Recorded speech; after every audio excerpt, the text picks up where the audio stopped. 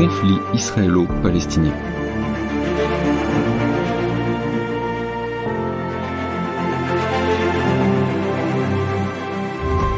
Bonjour à tous.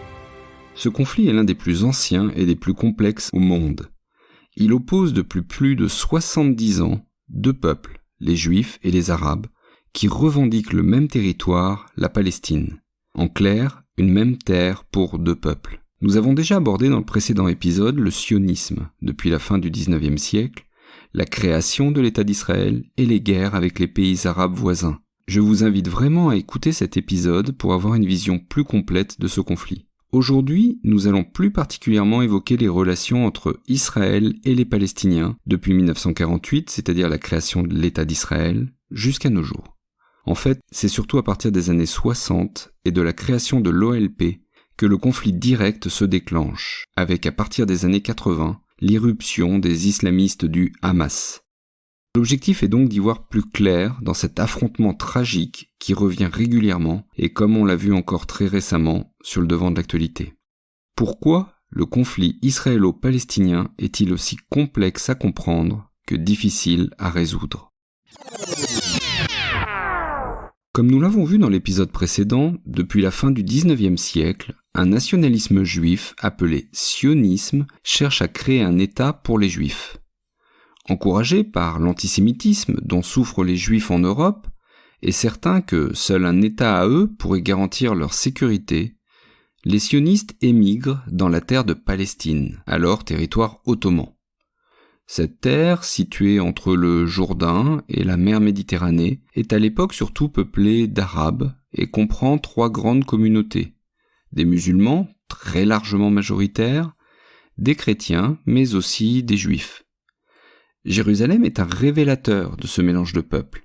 C'est une ville en effet 3 fois sainte. Elle abrite les restes du temple de Salomon, détruit lors de la grande révolte juive contre les Romains, et dont il ne reste qu'un mur.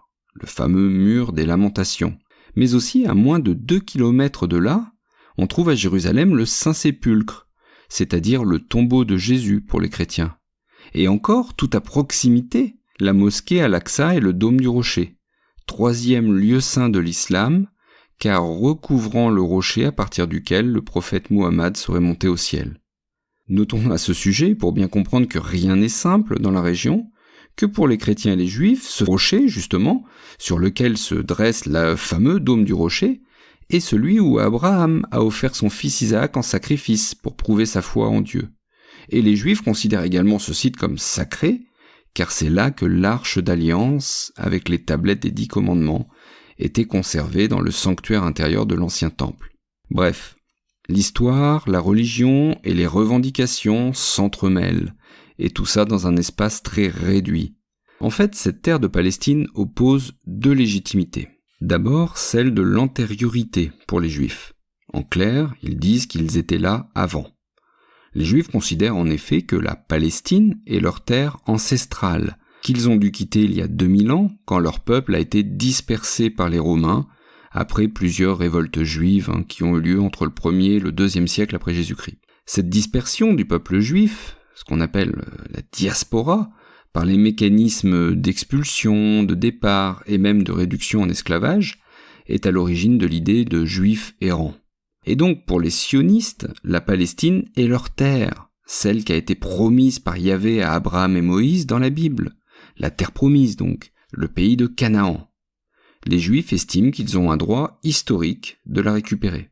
Précisons aussi que des communautés juives sont restées en Palestine après la dispersion par les Romains, et que des juifs ont continué à y vivre tout au long de l'histoire, bien que leur nombre ait varié au fil du temps. Au Moyen-Âge, des juifs ont aussi émigré en Palestine depuis l'Espagne, quand ils ont été chassés d'Espagne, et d'autres régions d'ailleurs, et la communauté juive a prospéré sous la domination ottomane.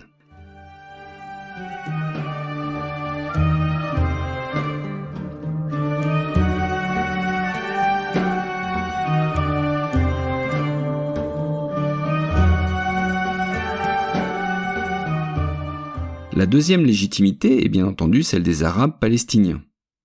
Eux considèrent que la Palestine est leur terre, et qu'ils ont droit d'y vivre en paix. Ils ont aussi la logique du nombre, étant très largement majoritaire sur ce territoire, et le demeurant même en 1948 lors de la création de l'État d'Israël. D'ailleurs, il s'oppose à l'installation des Juifs en Palestine, craignant que cela ne conduise à un remplacement de population et plus largement à une dépossession de leurs terres. La cristallisation de ces revendications contraires arrive en 1947, lorsque l'ONU récupère le mandat britannique sur la Palestine pour partager le territoire. Alors l'ONU étudie attentivement la zone, étudie les implantations des deux communautés et propose donc un plan de partage avec deux États. D'un côté, un État juif, qui représente 56% de la superficie de la Palestine, bien que les Juifs ne représentent à l'époque qu'un tiers de la population, et 7% des terres. Et un État arabe, qui représenterait lui 44% de la superficie de la Palestine pour les 2 tiers de la population. On a donc un partage à peu près égal pour le territoire, mais qui ne tient pas compte des différences de population. Quant à Jérusalem, ville sainte pour les 3 religions monothéistes, elle reste sous statut international. Si ce plan est accepté par les Juifs, qui y voient enfin l'espoir sioniste d'un État, il est rejeté par les Palestiniens et les États arabes. Le 14 mai 1948, le jour officiel de la fin du mandat britannique, David Ben Gourion, président du Conseil national juif, proclame l'indépendance de l'État d'Israël. Le texte de la déclaration affirme, je cite, « En vertu du droit naturel et historique du peuple juif et de la résolution des Nations unies, nous proclamons par le présent acte la création de l'État juif de Palestine qui prendra le nom d'Israël. » Alors il ne précise pas les frontières de ce nouvel État, probablement inscrit sur celle du plan de partage de 47, mais il indique que tout juif du monde entier peut s'y installer. Alors les Arabes, qui n'ont pas apprécié du tout cette déclaration unilatérale, ne peuvent pas accepter non plus une telle arrivée massive de Juifs, qui bouleverserait le peuplement de la zone. Dès le lendemain, tous les pays arabes voisins, l'Égypte, la Transjordanie, la Syrie, le Liban, attaquent ce nouvel État d'Israël. Alors pour le déroulé des 3 guerres israélo-arabes, je vous invite de nouveau à écouter l'épisode précédent, qui les évoque en détail. Nous allons surtout aujourd'hui évoquer leurs conséquences pour les Palestiniens.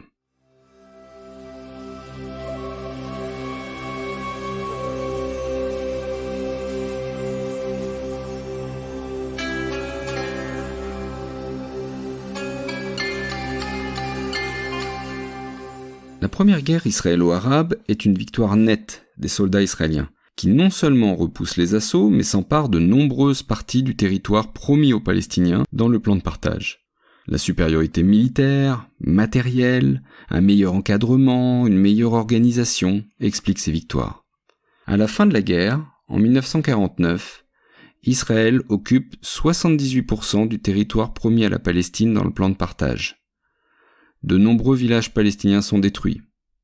750 000 Palestiniens chassés ou qui fuient les combats se réfugient en Cisjordanie, à Gaza ou au Liban. C'est la Nakba, la catastrophe en arabe. Seulement 10% de la population arabe initiale reste vivre dans des territoires désormais contrôlés par Israël. Il ne reste plus que 22% du territoire prévu pour les Palestiniens dans le plan de partage de 47.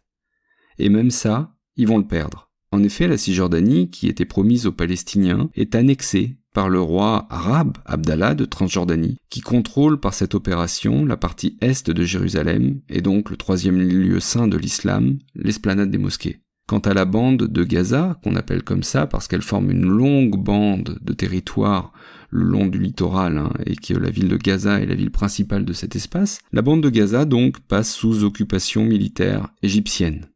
Alors il y a bien un État palestinien qui est proclamé en 1948, mais sous tutelle égyptienne et sans réelle concrétisation. L'État arabe de Palestine en tant que tel n'a donc pas eu le temps d'exister. Oumma livre sa vérité.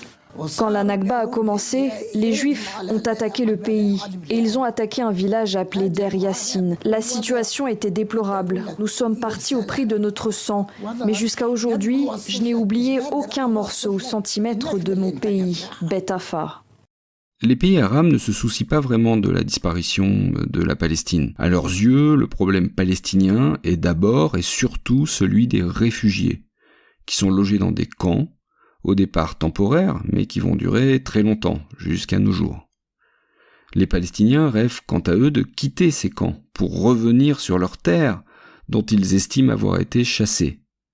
Leur dispersion dans plusieurs pays arabes et la difficile vie d'exilés les empêche de s'organiser, de se structurer.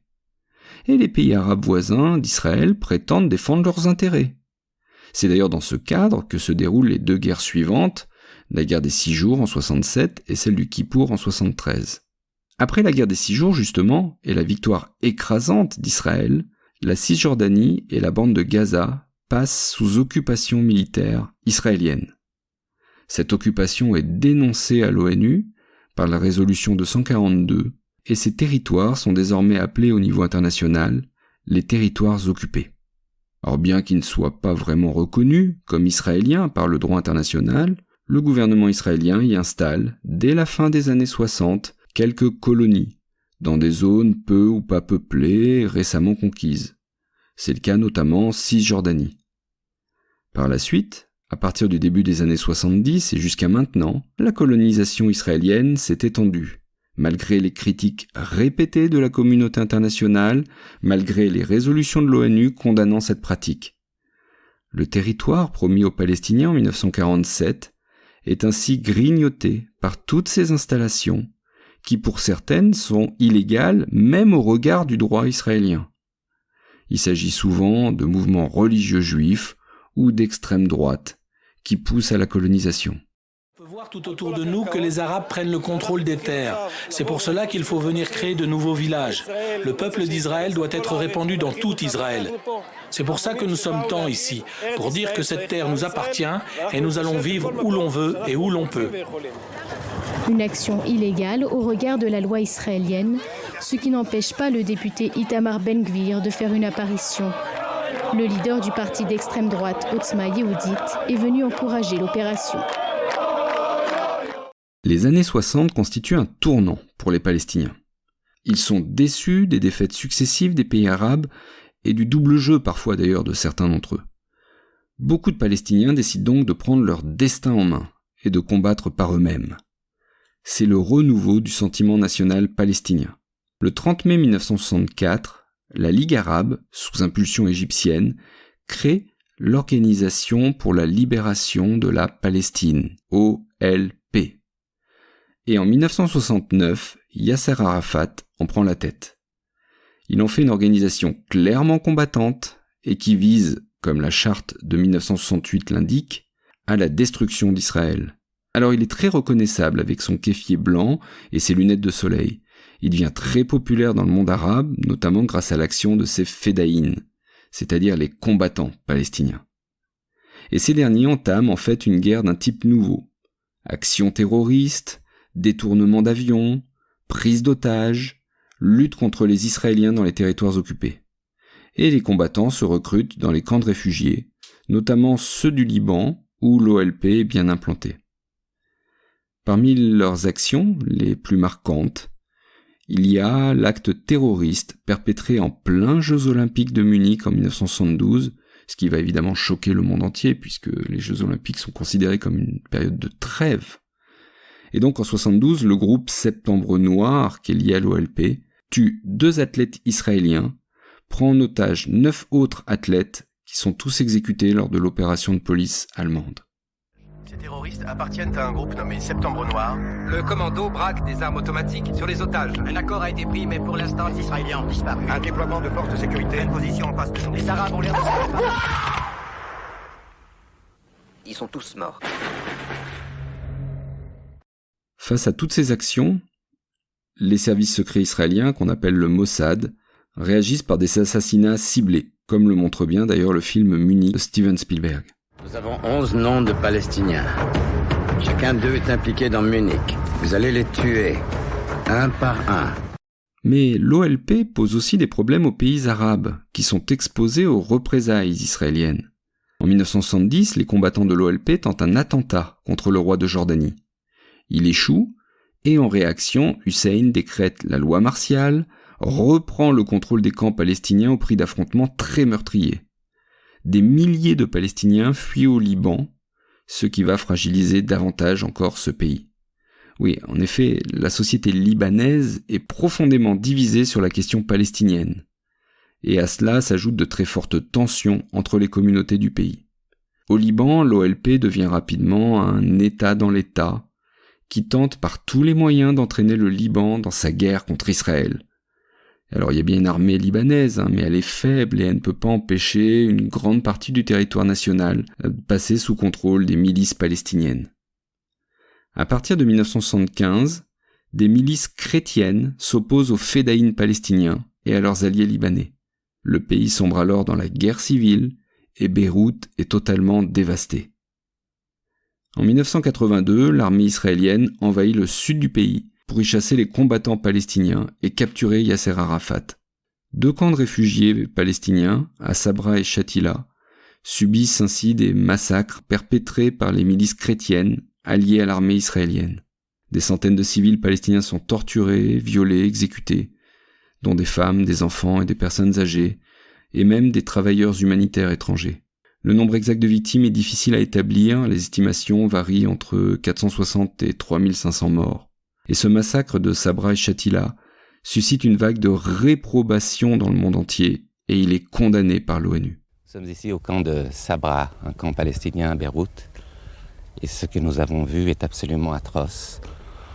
Ça n'a rien à voir avec la guerre. Ce que vous allez voir est absolument épouvantable. Il n'y a aucune explication politique, il n'y a aucune explication humaine possible.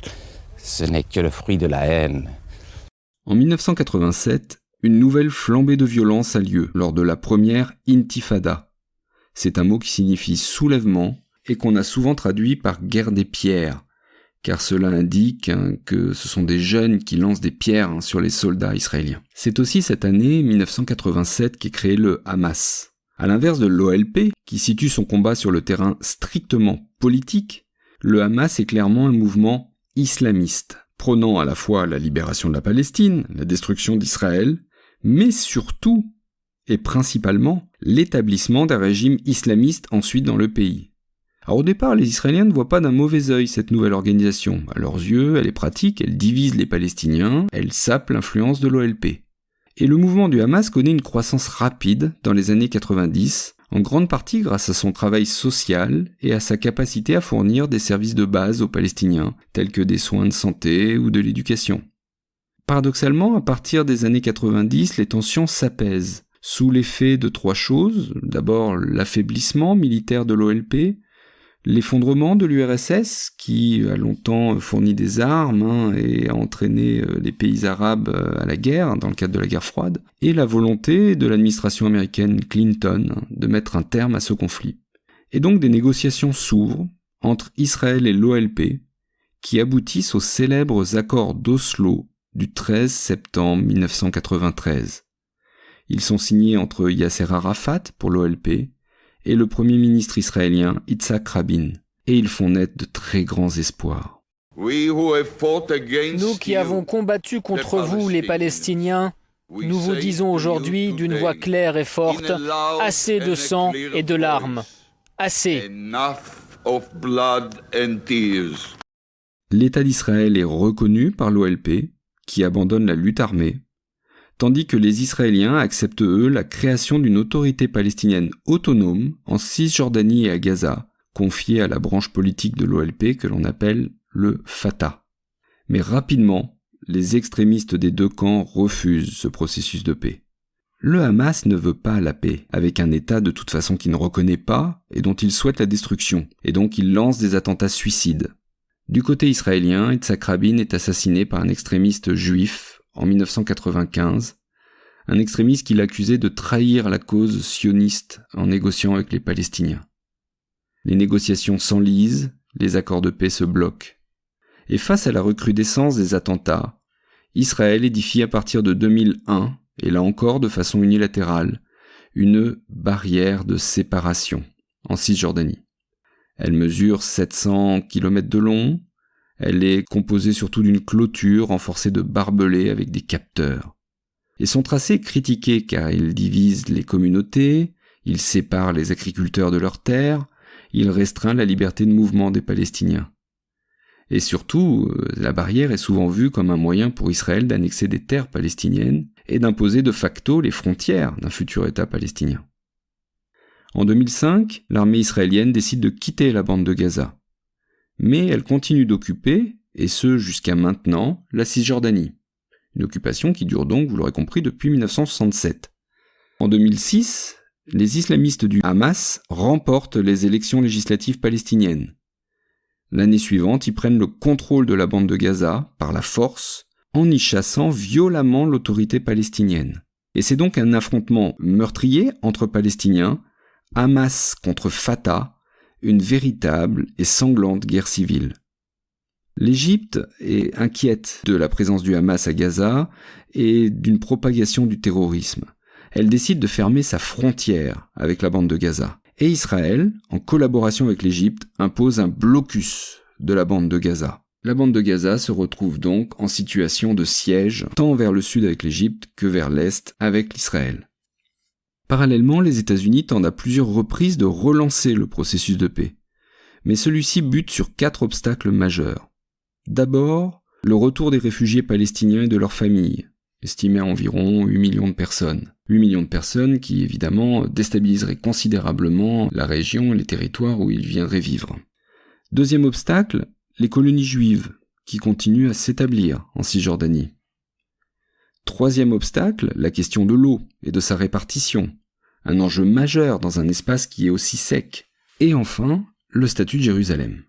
En attendant, les violences se poursuivent, avec notamment l'intifada qui reprend entre 2000 et 2005, après une visite controversée d'Ariel Sharon, un homme politique israélien, sur l'esplanade des mosquées, un lieu saint pour l'islam. Les attentats suicides du Hamas ne cessent pas. Le centre de Jérusalem vient d'être secoué par une violente explosion. Le bilan est très lourd. Un Israélien, un homme de 81 ans, a été tué. 2 blessés sont dans un état désespéré, 5 dans un état grave. Et très régulièrement, des tirs de roquettes visent l'État hébreu depuis le sud du Liban ou la bande de Gaza, entraînant des représailles israéliennes.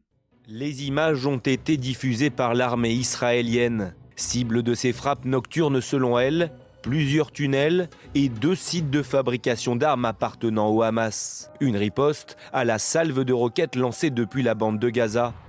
Alors, il est important de noter que si tous les Palestiniens ne sont pas favorables au Hamas, la société israélienne non plus n'est pas homogène. Certains Israéliens sont opposés à la politique de colonisation et de répression menée par le gouvernement israélien, et ils souhaitent vivre aux côtés des Arabes palestiniens dans 2 États indépendants. En fait, il faut bien comprendre qu'Israël étant une démocratie, la politique menée par l'État hébreu est aussi tributaire du résultat des élections. Même si des puissances arabes se sont rapprochées récemment d'Israël pour normaliser leurs relations, comme les Émirats arabes unis, Bahreïn, le Maroc et même l'Arabie saoudite, cela reste fragile et dépendant de la situation géopolitique. À vrai dire, à ce jour, le conflit israélo-palestinien paraît insoluble. La radicalisation d'une partie des Palestiniens d'un côté, la droitisation des Israéliens de l'autre, et plus récemment l'attaque terroriste perpétrée par le Hamas le 7 octobre 2023, éloignent un peu plus tout espoir de paix. Il faudrait réussir à trouver, de part et d'autre, des hommes de paix, prêts à enclencher un nouveau processus d'Oslo. Mais c'est une autre histoire. Merci d'avoir écouté l'épisode jusqu'au bout. J'espère qu'il vous a aidé à y voir un peu plus clair sur cette situation complexe. S'il vous a intéressé, que vous l'avez aimé, laissez 5 étoiles sur Spotify ou Apple Podcast. N'hésitez pas à y joindre un petit commentaire, c'est toujours un grand plaisir de vous lire et d'avoir vos réactions sur les épisodes. Vous pouvez aussi suivre le podcast sur les réseaux sociaux, notamment sur Instagram, vous trouverez tous les liens dans la description. Et on se retrouve très bientôt pour une nouvelle page d'histoire.